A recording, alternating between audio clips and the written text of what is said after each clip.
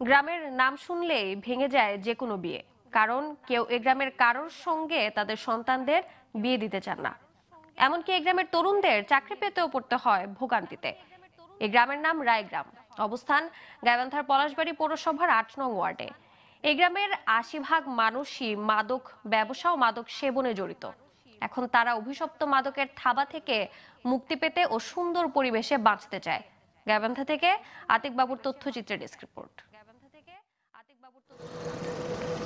গাইবান্ধার পলাশবাড়ী শহর থেকে খানিকটা দূরে ঢাকা রংপুর মহাসড়কের পাশেই পৌরসভার ৮ নং ওয়ার্ডের অবস্থান রায়গ্রামের। কিছু মাদক ব্যবসায়ীর কারণে রায়গ্রাম পরিচিত হয়ে উঠেছে হেরোইন পল্লী নামে। গ্রামবাসীর অভিযোগ, এমন নামের কারণে তাদের বিয়ে, চাকরি সহ বিভিন্ন ভোগান্তিতে পড়তে হচ্ছে। তাদের উপর চেপে বসেছে মাদকের অভিশপ্ত থাবা।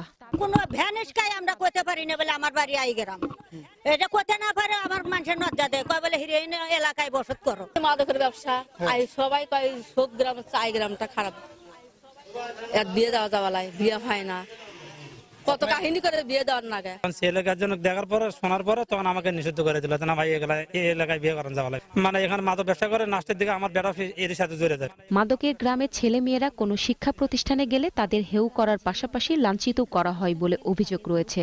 স্কুলে বলে মানে গেলে বললে যে তোমাদের গ্রামে নাকি হিরোইনের ব্যবসা হয়, চুরি হয়, এইসবই বলে, যে মাদক ব্যবসায়ী হয়, মানে এইসব বলে আমাদের একটু বলে। আমার অনেক খারাপ লাগে। স্থানীয়ভাবে অনেক লোকে অনেক উদ্যোগ নিচ্ছে, আসলে পারেনি, কেননা যখন যাই নেতা সাজে যায় তারই উপরে মনে করো সব করা দেয় হয়ে যায়। এই গ্রামের ৮০% মানুষই মাদক ব্যবসা ও মাদক সেবনে জড়িত বলে স্বীকার করেছেন গ্রামবাসী।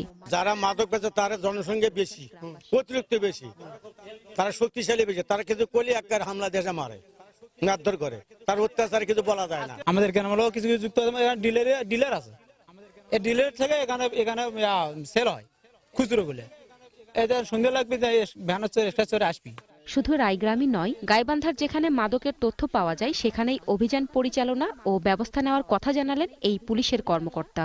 যে গ্রামের কথা বলেছেন সেখানে আমরা অবশ্যই সচেতনতামূলক আমরা সেখানে পুলিশের পক্ষ থেকে সভা আয়োজন করব এবং মানুষকে সচেতন করব যেন সেখানে কোনো মানুষ মাদকের সঙ্গে নিজেদেরকে জড়িত না করে। মাদকের অভিশপ্ত থাবা থেকে মুক্তি পেতে ও সুন্দর পরিবেশে বেঁচে থাকতে সব ধরনের সহযোগিতা করবে প্রশাসন, এমনটাই চান রায়গ্রামবাসী। Global television news desk.